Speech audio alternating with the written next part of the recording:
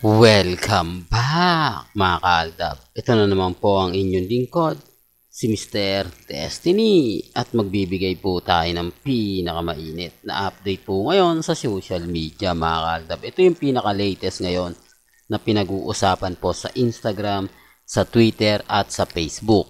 Sabi ko nga po sa inyo, pagdating po sa channel ni Mr. Destiny, 101% updated po kayo, lalo na nga po pagdating dito kay Alden Richards, di po ba? Yan naman po yung kagandahan nyo, may update kay Mengay, may update kay Alden Richards, di po ba? Kaya nga po yung iba, pag nagtatanong sa atin, nagko-komento, Mr. Destiny, ano na nga ba yung latest?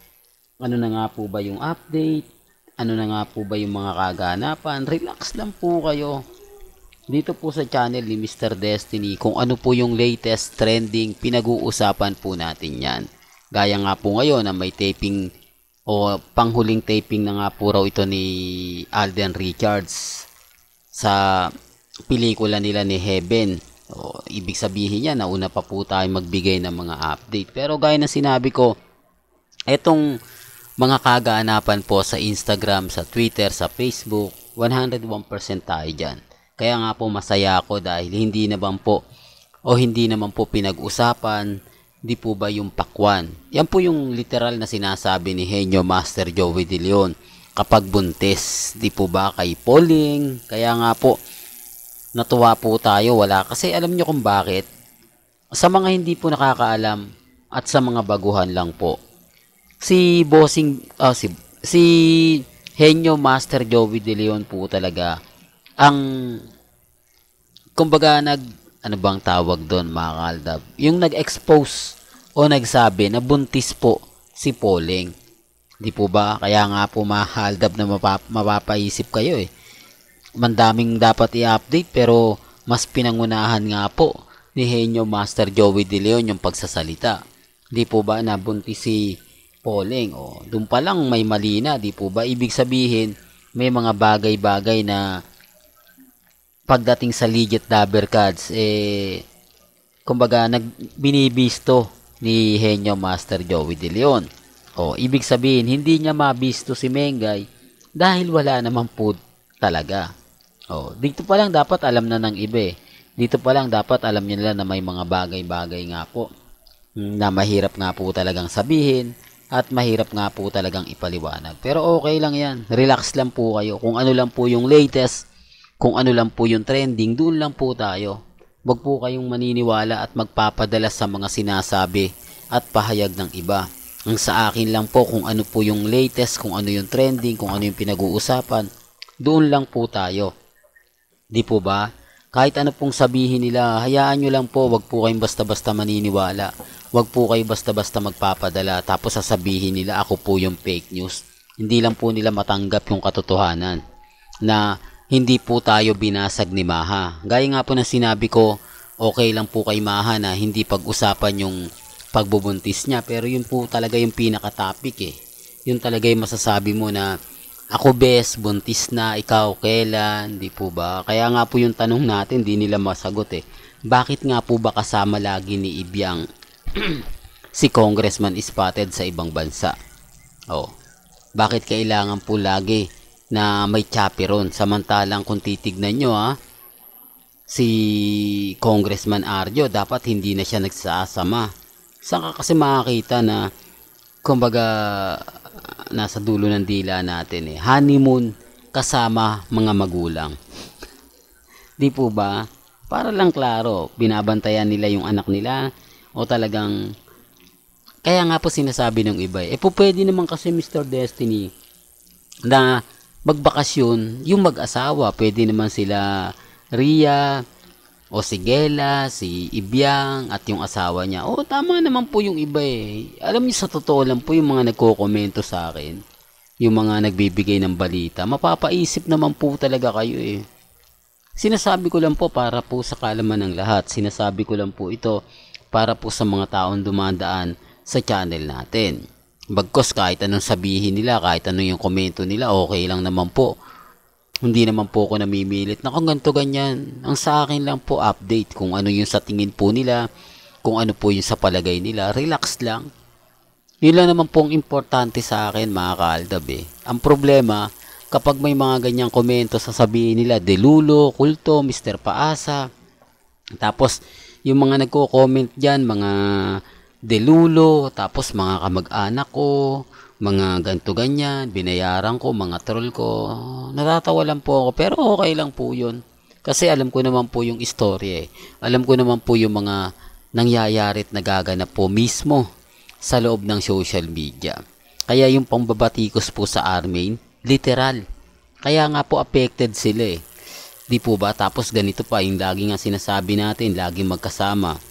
Tapos wala naman pong ganap, walang update. Paglabas ni Mengay sa Eat Bulaga, diretso ng, hindi mo alam, di po ba? Kaya nga po ang daming mga lapses kung titignan nyo, kung pagbabasihan ninyo. Kasi ako naman po, kung ano lang po yung latest, kung ano lang yung trending, dun lang naman po ako eh. Yun lang naman po yung lagi kong sinasabi. Di po ba? Tapos ngayon, nagsalita na naman si Henyo Master Joey De Leon laban sa Tape Incorporated o sa APT. Na keso ganito, keso ganon. O, ito yung sinasabi ko si Henyo Master Joey De Leon o si Boss Joey. Iba talaga. Siya po yung tipo ng magaling sa mga punchline. Di po ba? Balik ko lang to Lalo na, ang kagandahan pa po rito, walang sinabi si Jose, walang sinabi si Paulo, walang sinabi kumbaga si Wally. Yan ang sinasabi ko na hindi po nila matanggap. Yan po yung sinasabi ko na hindi po nila magets. Di po ba? Tapos sasabihin nila, tayo daw po yung fake news, tayo daw po yung hindi totoo yung mga sinasabi. Okay lang po. Di po ba? Kaya lang syempre mga kaaldab, may kanya-kanya tayong opinion.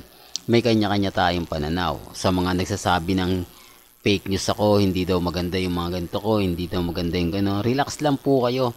Maging matatag, maging kampante. Darating naman po yung point mga kaaldab na panalo pa rin. Di po ba? Kaya nga po ako mga kaaldab sa mga nagsasabi ng fake news ako, sa mga nagsasabi ng ganito ganyan, etc. etc. Di po ba? Kaya nga po mga kaaldab, ito sabi ko nga po sa inyo mga kaaldab, ang hirap po talaga.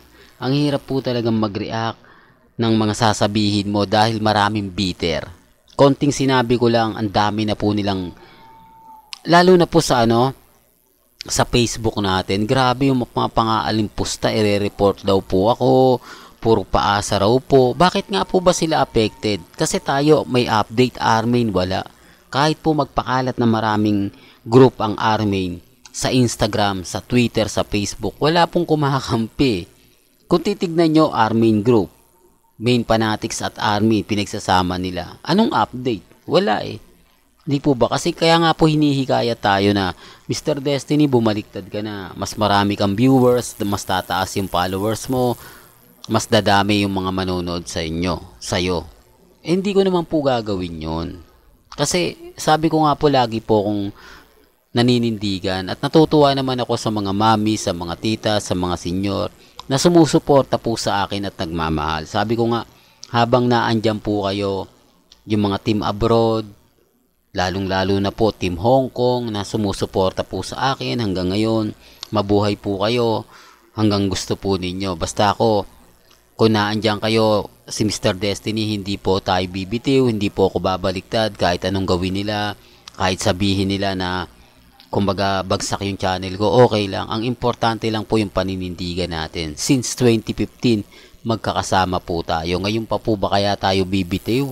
Di po ba? Ngayon pa po kaya tayo susuko? Sabi ko, di ba aling mawala yung natin, basta tayo naninindigan. Kung ano po yung paniniwala po natin, kakampi nyo po si Mr. Destiny. Di po ba? Totoo naman po eh. Well, hanggang dito na lang po yung updates natin, mga kaalda ba? Kaya kung gusto nyo pa po ng pinaka-latest at sariwang update, abay tumutok lang po kayo dito po sa channel ni Mr. Destiny para updated po kayo sa mga latest at sa mga bagong video po na ilalabas po natin. Kaya kung bago ka lang sa channel na to at isa kang true-blooded Aldab Nation na nagmamahal po kila Mengay at Isoy, tama po ang channel na pinuntahan mo, kaya consider na po kitang bagong subscriber. At huwag mong kalimutang i-share ang mga video po natin sa mga mami, sa mga titas, at sa mga senyor. Hanggang sa muli, salamat po sa panonood at pakikinig.